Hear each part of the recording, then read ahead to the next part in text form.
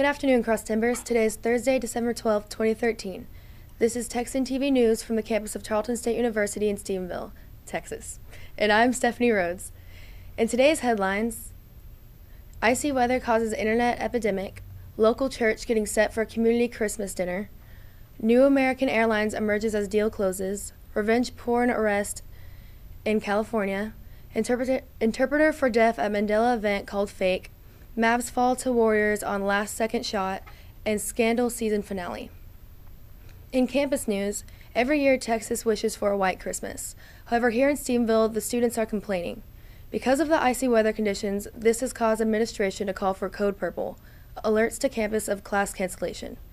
However, there is no class-only finals that are being pushed over into the week that most students hope to be at home for the holidays with their families.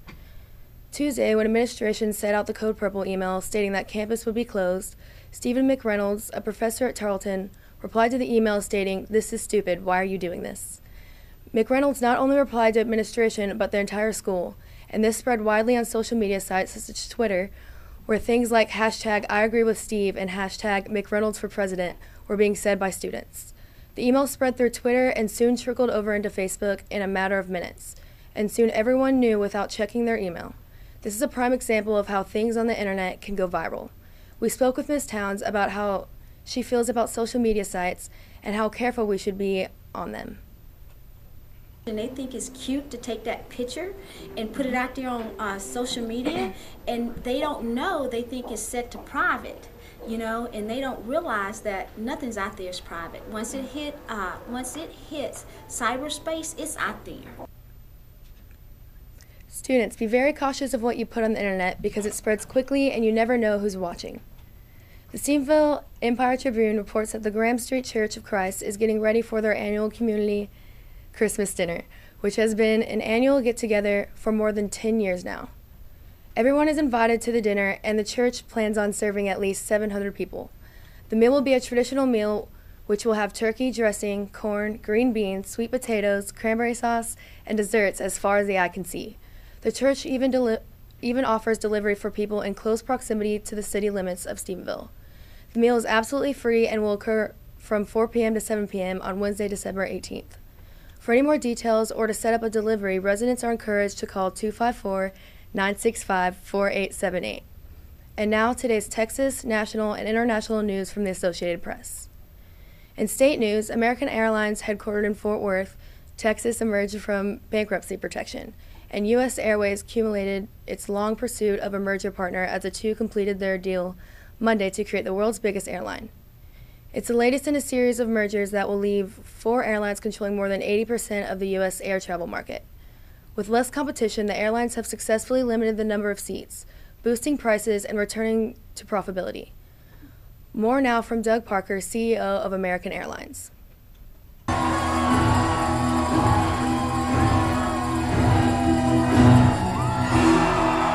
This merger is great for consumers. It provides the ability for us to combine 2 airlines, put them together, they're highly complementary, and to fly to even more places than either airline can independently. We plan to do that. We plan to keep all the airplanes, all the people. Prices are driven by supply and demand. The supply isn't going to change, so we don't expect the merger will have any impact on prices one way or the other. It will create a third competitor to the 2 larger airlines, United and Delta, for customers that want to travel all over the world. So it's another option for consumers. And then I also believe that as we get to a competitive situation where you have now 3 airlines that can take you anywhere around the world, you will see us competing even more on the product than we do today, because you can't rely so much on schedule anymore, because 3 of us now have the ability to take you pretty much all to the same places. One thing I think is going to be important is the employee support for the merger, something that we need to keep the momentum going, but we've had great employee support for this. And as all of our customers know, happy employees make for a much better travel experience. And that's going to be our job, to make sure we keep our employees happy and serving our customers well. In national news, a San Diego man has been charged with operating a revenge porn website that let people anonymously post explicit photographs of others in an effort to extort money from those whose privacy was breached.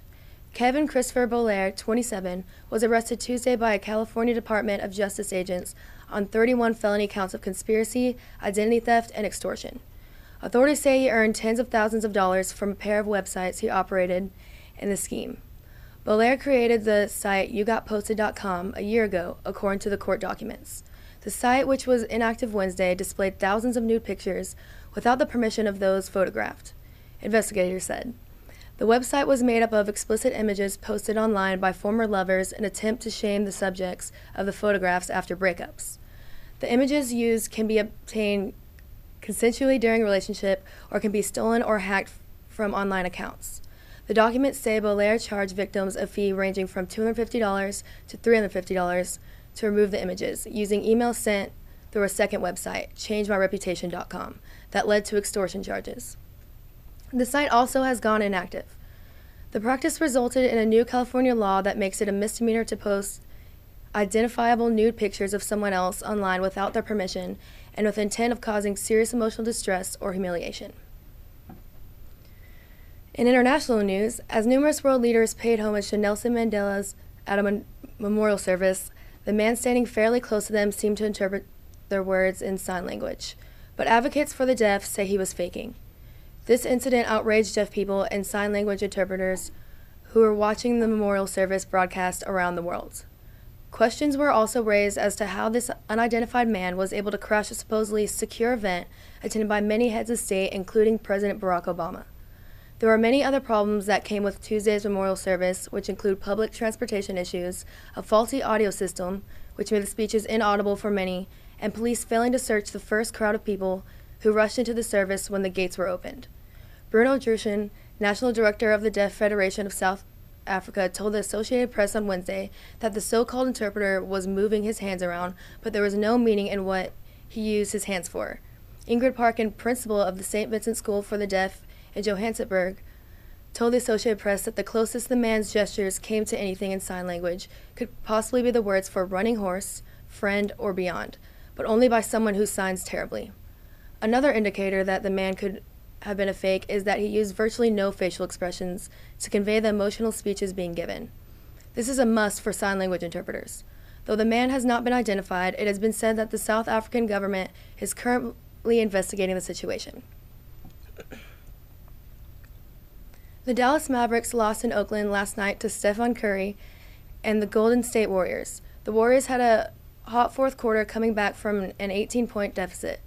Curry in 16 in the fourth and 33 in the game. Curry hit a jumper with 3 seconds remaining. Dirk Nowitzki and Monte Ellis had 21 points in the game, and the Mavs finished their 4-game road trip with a record of 2-2. Jose Calderon contributed 18 points for the Mavs in his time on the floor. The Warriors had contributions from Harrison Barnes with 17 points, David Lee with 15 points and 11 rebounds, as well as Andrew Bogut getting a season-high 18 rebounds. The Mavs will look to bounce back from the loss within a return to home for a game against the Milwaukee Bucks. In entertainment news, one of the most talked-about shows on television, Scandal, has its Season 3 finale tonight. It has been what seems to be a quick season, but with plenty of drama and plot twists. Joe Morton, who plays Olivia, the main character's father, spoke with AP about working on the show and what could come after this season's finale. He says that she is very hardworking, saying that she works until she doesn't want to work anymore. Kerry Washington has earned an Emmy nomination for her work on the show as a star. He also states that all the actors are theater actors, which make it much easier to work with each other and understand the vocabulary used on the set. The show will have its last fresh installment tonight on ABC and does not come back on until late February. And Morton says with a character like his, you never know about him and his survival in the show. So we have to see what happens. And according to the Weather Channel, we should expect a high of 45 and a low of 34. Texan TV News is a product of the Texan News Service. Find us on Facebook and Twitter and visit our website at texannewsservice.net for all your latest news, sports, lifestyle, and entertainment. I'm Stephanee Rhodes from the Tarleton State University in Stephenville, Texas.